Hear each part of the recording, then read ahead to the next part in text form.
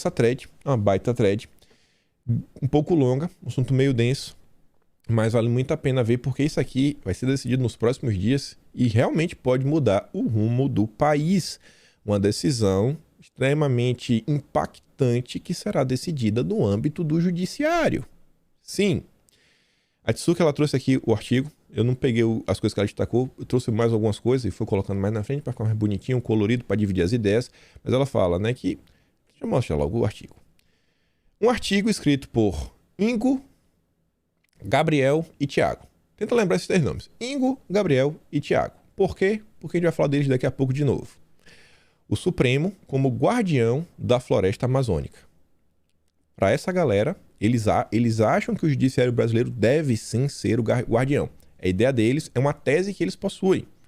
Quem são eles? Bom, esse cara é um desembargador aposentado e professor. Hoje ele é tipo o Sérgio Moro. Não tem cargo nenhum, mas dá muito pitaco.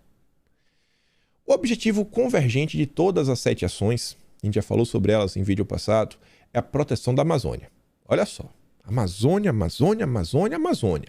Por exemplo, combate ao desmatamento e, consequentemente, o enfrentamento do aquecimento global e das mudanças climáticas. Mas tudo é Amazônia. As maiores contribuições brasileiras à emissão de gases no efeito estufa são derivadas do desmatamento. Portanto, falar de proteção da Amazônia é falar de proteção climática. E clima é uma coisa internacional. Não é que a gente está destruindo a Amazônia, a gente está destruindo o mundo. E aí você já escalonou o problema, que é assim como grande parte dessa galera pensa. Mas vamos continuar. E aí, nesse contexto, vai ter essas decisões, essas 7 ações, e seguindo o caminho trilhado por outros tribunais nacionais e internacionais, e aqui eles vai dar um exemplo que aí vai começar a ficar muito estranho, o Supremo tem oportunidade histórica de escrever um novo capítulo na sua jurisprudência ambiental, ou seja, pode aumentar a jurisprudência. Eles querem que isso aconteça. É um artigo a favor que o Supremo traga para si. O judiciário tome o controle do judiciário. E não fiquem aí, né, sobre o guarda-chuva do executivo e do legislativo. Notadamente na seara da proteção climática. O Tribunal Constitucional Federal alemão. Sim, a Alemanha. O país que o Sérgio Moro escolheu para ir. Fez isso recentemente no julgamento do caso Neubauer e outros v. Alemanha, ocorrido em 2021. Olha onde a coisa certa foi feita, né? Moro sempre faça a coisa certa sempre. Na Alemanha. Onde é que o Moro tá? Na Alemanha. Falando do quê? Da Amazônia. O que é que vai ser discutido agora no Supremo? A Amazônia.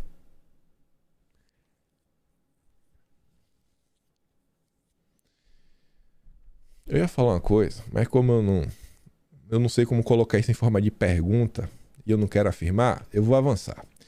Ao fazer um paralelo entre as realidades constitucionais alemã e brasileira, verifica-se que tanto o artigo 20º da Lei Fundamental de Bonn, 49, e artigo 225, só grava isso daí que eu falo lá na frente, eu falo, você lembra daqueles artigos do outro artigo? Aqui também tá. Consagraram expressamente a proteção, salvaguarda dos interesses e direitos das futuras gerações.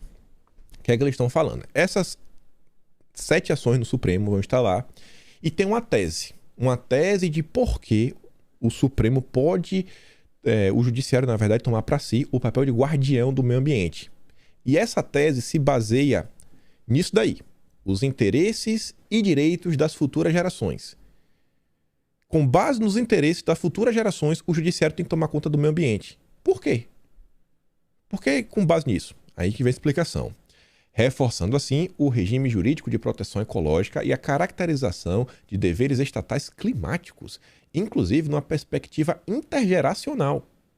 No caso da Constituição brasileira, deve ser ressaltada a proteção com absoluta prioritária que devem ser asseguradas à vida, à dignidade e aos direitos fundamentais. E aí, dentro desses direitos fundamentais, o direito fundamental a viver em um clima limpo, estável e seguro. Se a justiça, né, é a guardiã da Constituição. E a Constituição diz que você tem que tomar conta do direito e tem que garantir, né, esses direitos às futuras gerações. E o clima, né, estável, bonito, cheiroso, limpo, etc., faz parte desses direitos. Logo, a justiça também pode determinar questões ambientais. A galera sabe brincar com as palavras. A galera sabe brincar, sabe. Nossa, sensacional. Aí vem a subrepresentação política referida, né? Porque eles falam que vocês estão lá para justificar por quê. Porque tem que cair na mão do judiciário e não ficar na mão do legislativo. Isso está referido no fato, por exemplo, das crianças e adolescentes até 16 anos completos e futuras gerações, eles não votam. Eles não votam. Então, o legislativo e o executivo, eles não representam as futuras gerações, porque eles não votam. Mais uma coisa que reforça que é do poder judiciário. Sabe teu filho que vai nascer daqui a 5 anos? Sim, você vai casar com uma mulher bonita, com um marido bonito, vai ter um filho daqui a 5 anos. Então, o seu filho, ele não vai votar. Durante 21 anos. Então, alguém tem que tomar conta. Aí, ó. Ou seja, não elegeram diretamente os líderes políticos que irão tomar ou não. E você vê se aqui é interessante esse recurso linguístico, né? Irão tomar ou não. Ele acha ruim. Ele acha ruim você não tomar uma decisão, né? As decisões necessárias para assegurar o desfrute dos direitos fundamentais no futuro. Quantas vezes não falamos, né? Não tomar uma decisão já é tomar uma decisão. Às vezes não mudar é tudo que a gente quer. A gente só não quer que mude. Deixa lá quieto. Tá bom do jeito que tá. Tal constatação reforça a importância do papel de guardião da vida, da dignidade e dos direitos fundamentais de tais indivíduos e grupos sociais vulneráveis atribuídos constitucionalmente ao Poder Judiciário, em especial ao Supremo, porque é a Corte Constitucional. Proteger a Amazônia é proteger direitos e interesses tanto das nossas crianças e adolescentes quanto das futuras gerações, filhos, netos, bisnetos, etc., que ainda estão por nascer. A Amazônia também pertence a eles, bem como os serviços ecológicos por ela prestados, como a regulação do clima. A Amazônia regula o clima. O teu filho que nem nasceu, ele é dono da Amazônia. Olha só, viu? Olha só. Mesmo que você, sei lá, vai que você é um jogador de futebol, pega esse exemplo que é fácil. Você é um jogador de futebol, sabe? Você está com seus 18, 20 anos, você sai do país, você recebe uma proposta de abandonar sua cidadania para você ter a cidadania de outro país, para você é um jogador porreta, mas você não teve espaço na seleção brasileira, e aí você conhece uma mulher lá, você abdicou de sua cidadania brasileira, você teve um filho que não é brasileiro mais, mas o seu filho, ele tem o direito, porque disse. Olha que tese, olha como esses caras viajam. A decisão a ser tomada pelo Supremo do dia 30 pode vir a representar notadamente, por envolver nada mais nada menos do que a proteção da maior floresta tropical do mundo, um dos casos de litigância climática mais importantes julgados até hoje por tribunais constitucionais. Será que o mundo está de olho? Será que o mundo está de olho? De modo a reforçar a relevância da denominada governança. Olha aquela palavrinha, né? Chata. Governança. O G do SG. Governança judicial em matéria ambiental e climática. Notadamente, quando diante de um contexto fático de omissão ou de deficiência nas medidas legislativas ou executivas, inclusive quando necessário, exercendo sua função contra-majoritária. Essa tese é uma tese de um ministro, né? Não vou citar o nome. Isso daqui não foi uma matéria. Isso daqui, ele é muito mais do que isso. Isso aqui é um artigo. Tem todas as citações bonitinho, referências de onde tirou de livro, de outras teses, de outros artigos. Isso daqui tem um propósito. É reforçar, né, uma situação. A gente está diante de uma coisa que é basicamente uma metanarrativa, né? Não sei quem lançou a narrativa contra o governo. Meu amigo, isso aqui é grande. O mundo está olhando. Mas vamos continuar. Porque eles citam o caso lá inicial, né, que é o caso da Alemanha.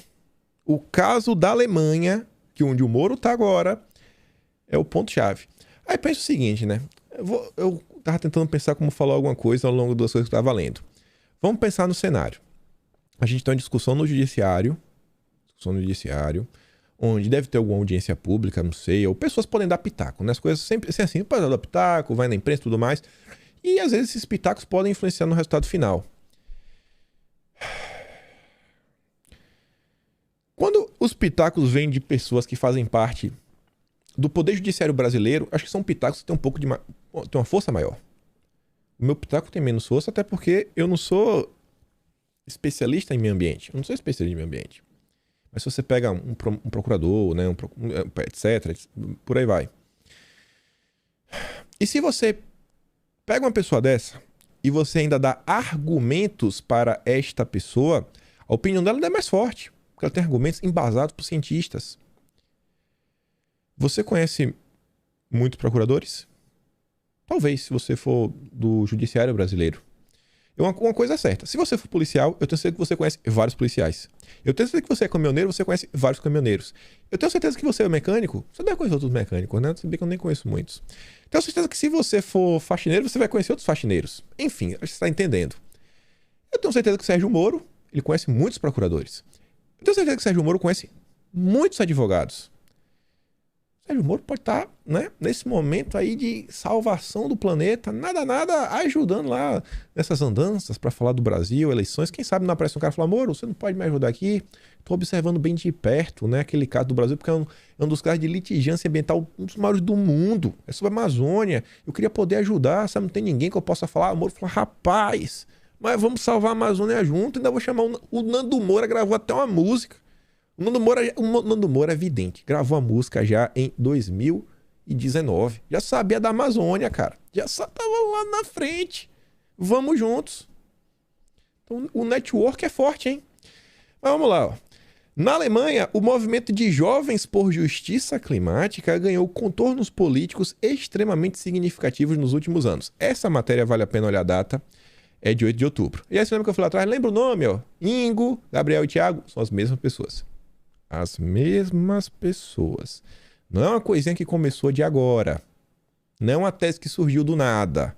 É um trabalho que vem sendo feito. A esquerda trabalha, mas beleza. Inclusive impactando o debate político e o resultado das recentes eleições para o Parlamento Federal Alemão, o Bundestag, onde o Moro estava, né? No mês de setembro passado. Com resultados bastante favoráveis para partidos políticos que enfatizam a proteção climática nos seus programas, como é o caso do Partido Verde, que o Moro foi se encontrar com o representante. E que a gente tem mais informação, foi isso que eu falei, eu dou outra matéria, né, que eu fiquei na dúvida, que colocava Bolsonaro como dúbia, eu achava que falava que não, que Bolsonaro tá do lado do Putin. Mas chega lá, olha só, o Partido Alemão, grava isso.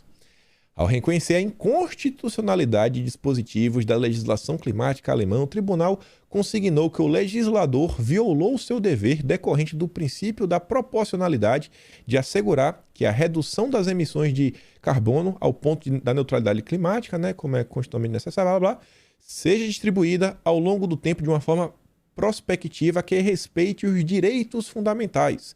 Ainda de acordo com o tribunal, respeitar a liberdade futura exige que a transição para a neutralidade climática seja iniciada em tempo hábil, em todas as áreas da vida. Meio confuso, mas eu vou te explicar de forma bem simples, bem simples. O que foi que ele decidiu? Que a decisão que o legislativo tomou pro lado de lá não contemplou o que realmente deveria ser contemplado. Não ia solucionar o problema, simples assim. A decisão do legislativo não ia solucionar o problema. Porque ele fazendo assim meio proporcional, isso, aquilo, outro. Mas, cara, tem que resolver. Não ia resolver em tempo hábil. Qual é o tempo hábil? Cara, tem que resolver ontem. Tem que estar pronto para ontem. Não temos mais tempo, esse negócio de botar para 2000. Não. Tem que resolver para ontem. Ontem. E ainda tem que tomar decisões em todas as áreas da vida. Produtos, serviços, infraestrutura, alimentação, cultura, consumo. Basicamente, todas as atividades que atualmente ainda são relevantes para o carbono. Você está entendendo o tamanho e a proporção do que eles pretendem alcançar com essas ações que foram impetradas lá para serem discutidas? SG na veia. Dia 30 agora. Isso vai ser discutido dia 30 agora. A gente pode ter um Brasil antes e depois. Dia 30, agora. A decisão da Corte Alemã, a nosso ver, realmente inovou, né, significantemente na abordagem constitucional da proteção das gerações jovens e futuras, dando visibilidade à deficiência e omissão na proteção dos seus direitos fundamentais. A mesma coisa que ele falou ontem, né?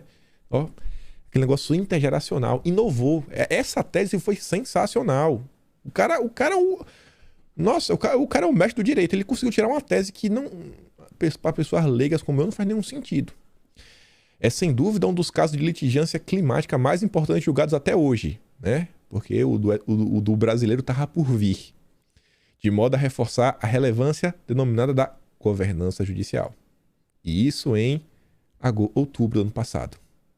Outubro. E a coisa vem avançando, vem avançando. Ainda não ia virar um dossiê nesse ponto. Ainda não ia virar um dossiê no vídeo. Mas vamos continuar. E aí eu me deprego essa matéria. Aí eu mandei pro amigo meu, eu falei, mano, não dá, velho. Não dá, eu estou ficando louco. Não dá. Eu estou vendo a mesma narrativa em veículos diferentes. Enquanto ali é um artigo científico, isso aqui é uma matéria. É só uma narração de algum fato. É um artigo. O que tá lá no conjunto, os dois são artigos. Principalmente o primeiro que eu falei, o de ontem. Cheio de citações. Não é uma notinha, isso aqui. Olha isso aqui. Isso aqui é matéria do Estadão. Estadão que... Ai, sempre diz, né? Quer saber qual é o jornal, né, que tem a narrativa da agenda do Moro? É o Estadão. O Estadão é um jornal do SG. Para evitar a destruição do futuro, movimentos como o Sunrise não se limitam a protestar, pautam discussões e influenciam leis. Nada pode ser mais danoso à democracia que o sentimento de que todos os políticos são mentirosos e eleições não servem para nada, conforme observou o jornalista Eugênio Bussi em artigo publicado nesta semana no Estadão. Movimentos como o Sunrise valorizam a prática democrática. Já deu carimbo. Eles são democráticos. Eles não são bolsominions malucos, democráticos, quer destruir o Brasil, fechar o Congresso Supremo, etc. Eles não se limitam a protestar e angariar adeptos. Esses movimentos, olha só, eles buscam aliados entre os representantes eleitos, pautam discussões no Congresso e influenciam leis. Influenciam leis. E pautam discussões. E não tem nenhum cargo. Eu acho que é aquela história que eu sempre falo, né? Não importa se o Moro ele vai vencer ou vai perder, o Moro ele vai continuar sendo o Guilherme Boulos do SG pelos próximos anos. Eu acho que fica fazendo um pouco mais de sentido, né? Quando você vê que pessoas que não têm cargos conseguem influenciar. E essa galera tá de olho no julgamento do dia 30. No mundo inteiro, os jovens estão na vanguarda da luta ambiental. Veja só, nasceu agora, não tem nenhuma experiência de vida, mas eles estão lá na frente. São jovens, sem nenhuma experiência. Os mesmos que vão votar no Lula. Eles sabem que um presente, né, atual com enchentes e secas é prenúncio de um futuro com escassez de alimentos, estranho, desastres naturais, futuro que não querem para suas vidas. Foram, olha só, os jovens alemães que levaram o Partido Verde a uma votação expressiva nas últimas eleições. Peraí, que eu vi isso daqui em algum lugar.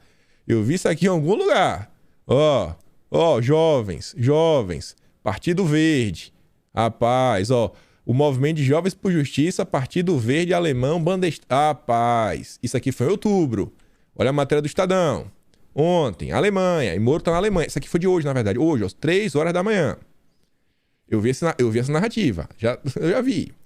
Na COP26 em Glasgow, os jovens brasileiros foram estrela do pavilhão da sociedade civil em defesa da Amazônia. Quem estava lá, brilhando também, Ilona Zabó. E, inclusive, na COP26, o Luciano Huck cedeu um Instagram dele para a Ilona Zabó fazer a cobertura através do Histories. Colocar tudo que fosse necessário para fazer a maior cobertura. Porque ele tem um alcance muito maior do que o dela.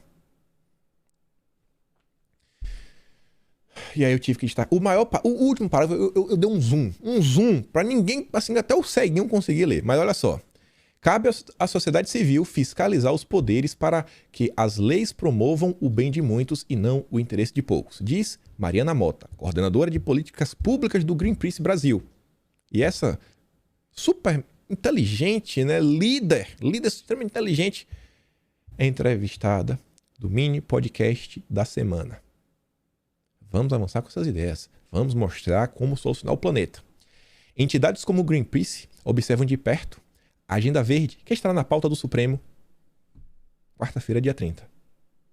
Na ocasião, serão julgadas 7 ações de autoria de vários partidos políticos. A sociedade civil, academia e movimentos, incluindo o Greenpeace, colaborou com estudos e dados. Colaboraram. Vocês conseguem, só por isso daqui, ver a diferença entre a esquerda e a direita? Vocês conseguem ver, assim, eu vou puxar um assunto até que envolve Bolsonaro. Como eu acho extremamente injusto tentar culpar Bolsonaro por todos os problemas que existem no Brasil e porque ele não resolve tão rápido como as pessoas queriam. Olha a força da esquerda. Olha o que eles estão pautando. Olha no que eles estão contribuindo. Eu acho que o único grupo que a gente tem na direita, mais ou menos nesse âmbito, mas que não tem a mesma força, mas manda bem, acho que é o pessoal do ProArmas, lá do Polon. E último parágrafo. Ninguém, no entanto, perde mais que os jovens que sofrem com a destruição do seu próprio futuro. Ninguém perde mais do que os jovens. Qual é a tese? Que a justiça tem que tomar conta por causa dos jovens. Os jovens que não nasceram ainda, eles não votam. E eles são donos da Amazônia. Então a justiça tem que tomar conta. Porque na Constituição tem os direitos fundamentais. É o que eu ia falar dos direitos, né? Blá, blá, blá, etc. Naquele artigo de outubro, ele já falava daqueles mesmos direitos. Não, por causa do artigo tal, 20A, blá, blá, blá, ttt. Então, assim, você vê, é um movimento que não é que chegou agora. Olha quanto tempo esse pessoal não vem trabalhando, não vem juntando material, não vem juntando dados. Eu olho para isso daqui de forma assim muito já pessimista. Tento não ser pessimista, mas hoje assim, algo vai passar. São 7 ações, algo vai passar e vão continuar arrochando. Mas não termina. A Trissucla fez uma thread grande. Ela fala o seguinte, são poucas as vezes que coincidências me assustam. O presidente americano avisa que a escassez de alimentos será real. Escassez de alimentos? Peraí. Escassez de alimentos? Tu tá falando sério? Escassez de alimentos? Isso aqui é escassez de alimentos? Não, peraí, isso aqui foi na matéria do Estadão. A matéria foi de hoje, dia 26. Macron fala em fome mundial e propõe plano de segurança alimentar. Tá aqui, França propõe plano de segurança alimentar. Por quê? Porque a situação na Ucrânia pode provocar fome no mundo. Aí você vê, Yahoo, grande imprensa, presidente Biden diverte que falta real de mantimentos está chegando. Escassez de alimentos está em um futuro próximo que será real para os Estados Unidos. Ele está prevendo que os mantimentos em todo o país serão escassos e mais caros do que nunca. Meus amigos, a gente está vendo o mundo evoluir tanto, tecnologicamente, tanto.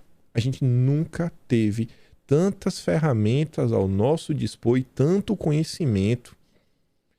Até então se discutia como ainda tem fome no mundo, porque se produz tanto, se desperdiça tanto. E a gente agora está entrando num mundo que quanto mais recursos nós temos, menos comida se produz. O que é que está acontecendo?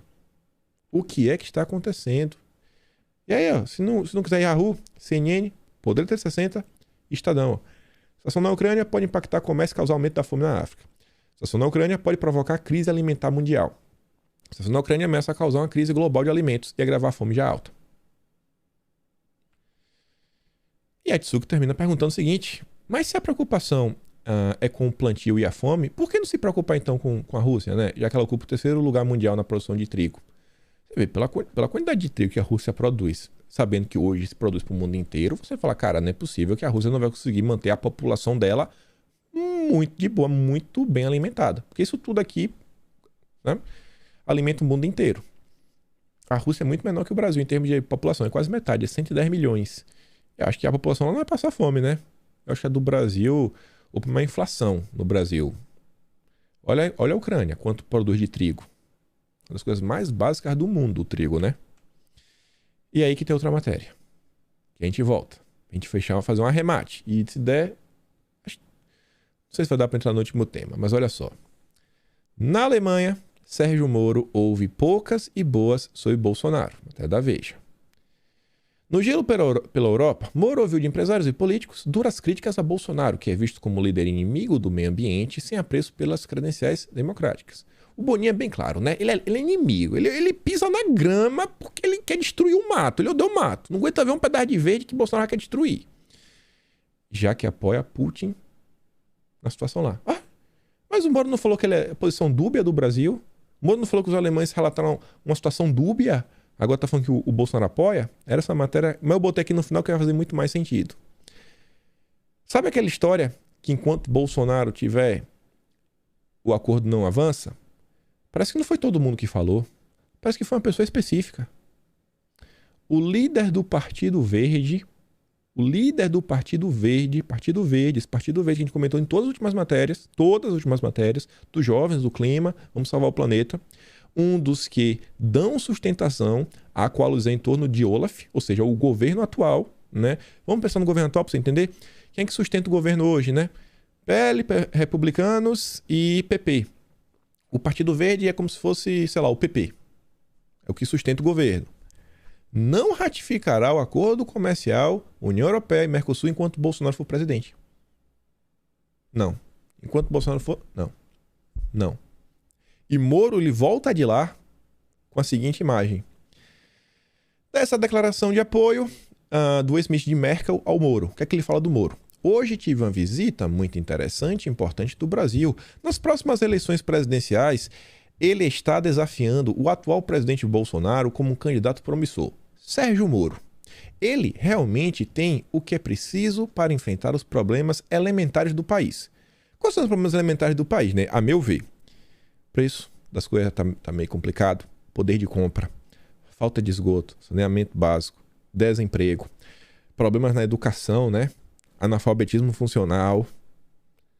Acho que para começar, né, infraestrutura básica, né, acesso à água. Acho que esses são os problemas elementares do Brasil. Eu acho que esses são os problemas elementares do Brasil. Mas os alemães, né, onde o Moro foi construir o seu projeto de Brasil, fala o seguinte, ó. Porque o Moro combate impediosamente a corrupção. Imagina agora se o Senado aprovar, né, que se ensine o combate à corrupção nas escolas. Imagine. Impedir o desmatamento da floresta tropical, proteger a bacia amazônica e muito mais. É sério que esses são os problemas elementares do país? E para terminar, com esse tweet aqui do Renato, acho que sintetizou muito em 3 linhas, que ainda deu um zoom grande aqui, né? Moro, o Guilherme Boulos do SG vai se transformar num invasor de terras com a desculpa que são florestas? O MST, né, às vezes invade terras falando que não, a terra é improdutiva, etc. Moro vai capitanear esse esquema. Não, a gente vai estar invadindo essa fazenda, a gente vai estar tirando essa fazenda porque aqui é uma floresta. É uma pergunta.